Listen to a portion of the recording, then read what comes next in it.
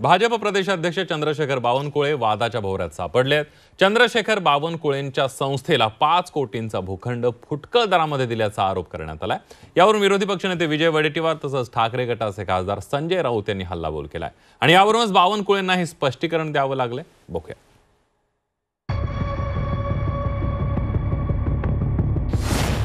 बावनकुळेंच्या संस्थेला अत्यल्प दरात भूखंड,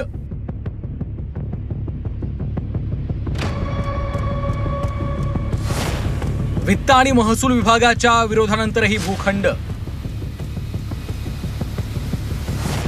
भूखंडावरून विरोधकांचा बावनकुळेंवर हल्लाबोल।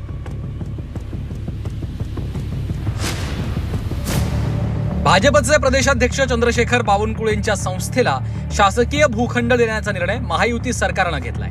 विशेष म्हणजे उपमुख्यमंत्री अजित पवारांच्या अर्थ खात्यानं तसंच राधाकृष्ण विखे पाटलांच्या महसूल विभागानं या निर्णयाला विरोध केलाय। तरीही बावनकुळेंच्या महालक्ष्मी जगदंबा संस्थान कोराडी या संस्थेला नवीन महाविद्यालय आणि नर्सिंग होम सुरू करण्यासाठी 5 हेक्टर शासकीय भूखंड अत्यल्प दरात देण्यात आलाय। आता यावरूनच जमीन लुटारू सरकार म्हणत विरोधकांनी हल्लाबोल केलाय।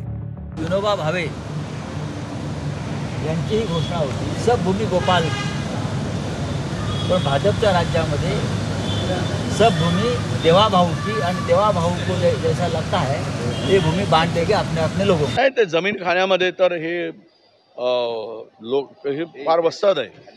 सगळ्या प्राईम लँड, सगळ्या जमिनी भाजपाने सरसकट खशात घालण्याचं काम सुरू केलं आहे।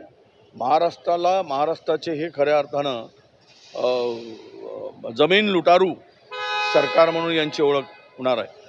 पूर्ण प्राईम लँड, सगळ्या शहरातल्या जमिनी त्यांच्या संस्थांना, त्यांच्या मोठमोठ्या डेव्हलपरला, बिल्डरला 25% दराने रेडी रेकनरच्या आमच्याकडे जवळपास सांगितलं मी 5 लाख कोटीच्या जमिनी यांनी आतापर्यंत वाटलेल्या आहेत। महालक्ष्मी जगदंबा संस्थान या सार्वजनिक देवस्थानचे बावनकुळे हे अध्यक्ष आहेत। याआधीच सरकारनं मुंबई बँकेचे अध्यक्ष प्रवीण दरेकर यांच्या संस्थेला भूखंड दिला होता।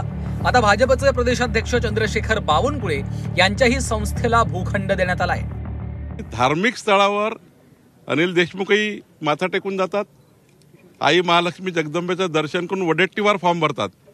नाना पटोलेंचं आई महालक्ष्मी जगदंबा संस्थान हे नाना पटोलेला विचारा, त्यांची कुलदेवता आहे। तिथे मोठ्या प्रमाणावर 1 रुपयामध्ये विद्यार्थी शिकतात। महाराष्ट्रात मला दाखवा 1 रुपया फी, 1 रुपया फीमध्ये 800 विद्यार्थी शिकतात 1 रुपयामध्ये। काहीतरी दबाव, राजकारण, काही राजकारणाचा स्तर असला पाहिजे। ती कुणाची संस्थान असो, देवी महालक्ष्मीचं असो की कुठल्या धर्माचं असो, मला वाटतं देवस्थानामध्ये असं राजकारण करू नये। दरम्यान मविया सरकार आल्यास या भूखंड प्रकरणाची चौकशी लावणार अशी माहिती माजी गृहमंत्री अनिल देशमुखांनी दिली आहे। 2 महिन्यामध्ये आमचं सरकार येणार आहे आणि अशा पद्धतीनं गैरमार्गाने जर भारतीय जनता पार्टीच्या अनेक नेत्यांना या पद्धतीने ज्या जमिनी अतिशय कमी दरामध्ये देण्यात आलेल्या आहे, त्या सर्व प्रकरणाची आम्ही चौकशी लावू आणि जे हस्तांतरण आता जमिनीत होत आहे ते 100% आम्ही थांबवू।